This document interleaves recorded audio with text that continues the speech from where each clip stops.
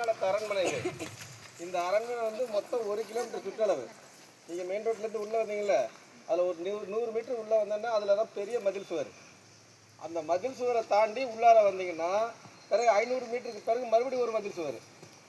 இந்த 2வது மதிலுக்குள்ளே தான் கோட்டை. இது உள்ளே வந்து 3 வகையான கோட்டை தான்.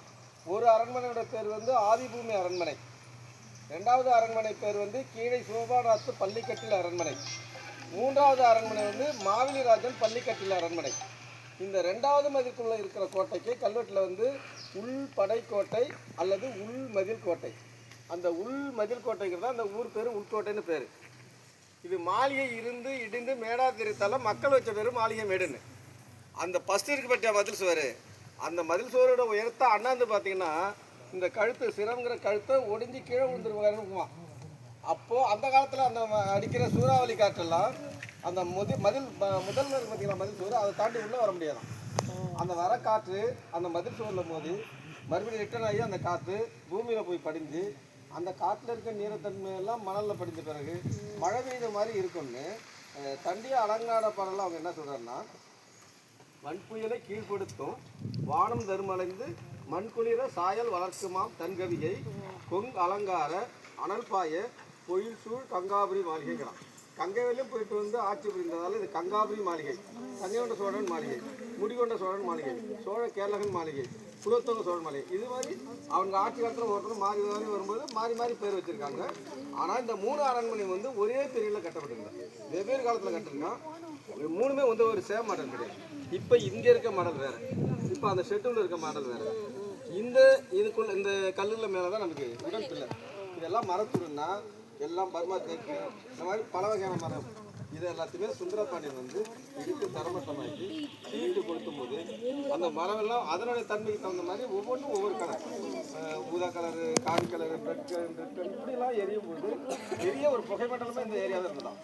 அப்போ இந்த இடத்துல இந்த 1 கிலோமீட்டர் வண்டியும் நல்ல காற்று இல்லாமல் எல்லாமே அனல் காத்தா மாதிரி போனதாகவும் எரியும் பொழுது இந்த மண்ணில் இருந்த நீரெல்லாம் வற்றி போனதாகவும் பிறகு எத்தனை பேர் உயிரோடு கிடைச்சாங்களோ அவங்கெல்லாம் பழையாற அரண்மனையில் கொண்டுட்டு போய் இதே மாதிரி நிற்க வச்சு நான் உங்களை ஜெயிச்சுட்டாங்கிறதுக்காக வீராபிடேகம் ஒன்று பண்ணிக்கிட்டு அவன் அந்த அரண்மனையில் சிம்மாசனத்தில் உட்காந்துருக்கும்போது அந்த 3ஆம் ராஜேந்திர சோழன் போய் அவனுடைய காலை பிடிச்சி கெஞ்சி தன் மனைவி மக்களோட அழுது இந்த நாட்டை மறுபடியும் கேட்குறான்.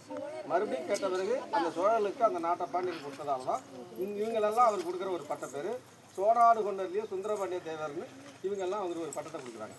அதனால் நம்ம இதை தோண்டி பார்த்துருக்கோம். பொருள் கிடைக்காது, ஏன்னா அடித்து சூறையாடப்பட்டது தீட்டு கொளுத்துனது. ஏதாவது எங்கேயாவது தப்பு தவறி தான் 1-2 கிடைக்கும். அது மாதிரி இதில் பார்த்தீங்கன்னா அதிகமாக கிடைக்கிறது ஐரான் கிடைக்கும், பிரிக்கோட பீஸ் கிடைக்கும், பாட்டோட பீஸு, ரூப் டைல்ஸு, எலிஃபண்டோட ஐவரி, ஃபோனு, இந்த மாதிரி இது நிறைய கிடைக்கும். ஒரு அரண்மனை இதுதான் இதை கன்ஃபார்ம் பண்ணுறது எதுனா யானை தந்தத்தாலான பொருள்கள் அதிகமாக கிடைச்சா அது கன்ஃபார்மாக அது அரண்மனைங்கிறாங்க.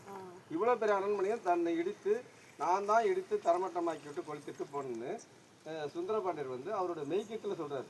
அவர் என்ன சொல்கிறாருன்னா, வெஞ்சியும் இவளையும் வேழமும் பரப்பி தஞ்சையும் உரந்தையும் செந்தழில் கொளுத்தி காவியும் நீளம் நின்று கவனி எழுப்ப வாவி நீர் மாறி அணிநீர் நலனிறுத்து கூடமா மதிலும் கோபுர ஆடரங்கும் மாட மாளிகையும் மண்டபமும் பல இடித்து தள்ளி தொழுது தன்னடி வந்து சேரா நிருபர் தன் தோகையர் எழுத கண்ணீர் கொண்டு பரப்பி கழுதை கொண்டு உழுது வெண்கழுது வித்திட்டார் அப்படின்னு நான் தானே அடித்து தரமட்டமாக்கி தீட்டு கொடுத்துருன்னு அவரோட மெய்க்கிட்டு எழுதிடலாம்.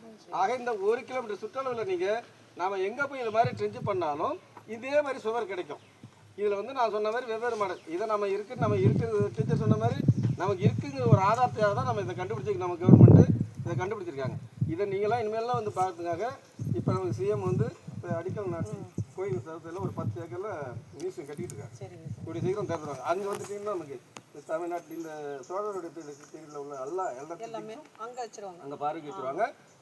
இதை பார்த்தீங்கன்னா இதுக்கு அந்த வகை செட்டு போட்டுரும் பார்த்தீங்களா, அதில் என்ன மாடல் கிடைச்சிருக்குன்னா அந்த அரண்மனையிலேருந்து உள்ளார வேஸ்ட் வாட்டர் அதெல்லாம் வரதுக்கு நம்ம சாணம் வைப்போம் பார்த்தீங்களா, அந்த ட்ரைனேஜ் அதில் வருது. ஆனால் இதில் இல்லை. ஆக இது மாடல் வேற, அது மாடல் வேற. அது இருக்குன்னு நம்ம கண்டுபிடிச்சிருக்கோம்.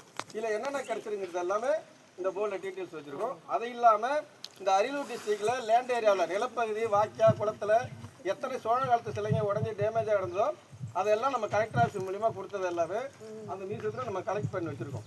இதை போய் நீங்கள் பொறுமையாக பார்த்துட்டு அப்படியே படித்து பார்த்துட்டு வந்தீங்கன்னா அங்கே போய் பார்க்கலாம். சரிங்க.